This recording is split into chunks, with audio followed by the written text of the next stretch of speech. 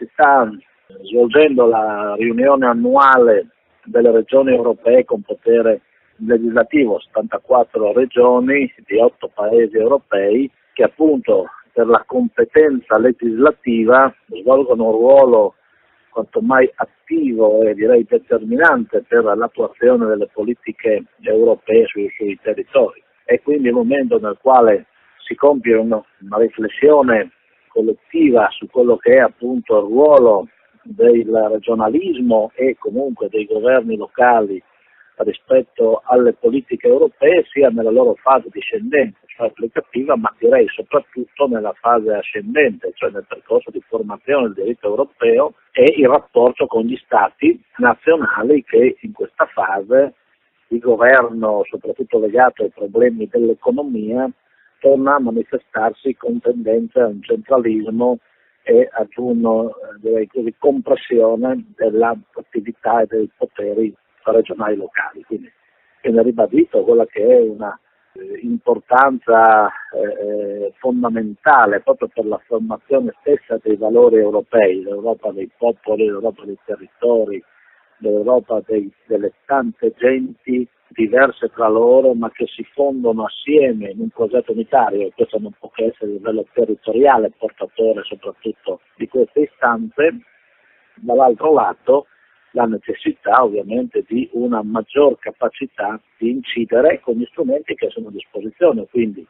la messa in rete del sistema delle regioni con potere legislativo, la messa in rete degli strumenti di partecipazione, degli strumenti a salvaguardia della sussidiarietà, a salvaguardia della tutela degli interessi sociali e soprattutto della voce dei territori. Questo tra l'altro è interessante anche con un confronto con le nostre consorelle a livello mondiale. Abbiamo ospiti la Presidente della conferenza degli Stati della Federazione Americana, quindi dei parlamenti regionali americani, abbiamo la rappresentante del Parlamento regionale del Quebec, dell'Assemblea legislativa del Quebec nella Federazione del Canada, anche una particolarità dei rappresentanti dell'Associazione delle Assemblee legislative del Giappone e di Taiwan. Quindi anche un confronto, insomma, sui quali emergono temi comuni e condivisi, che sono quelli appunto delle istanze dei territori.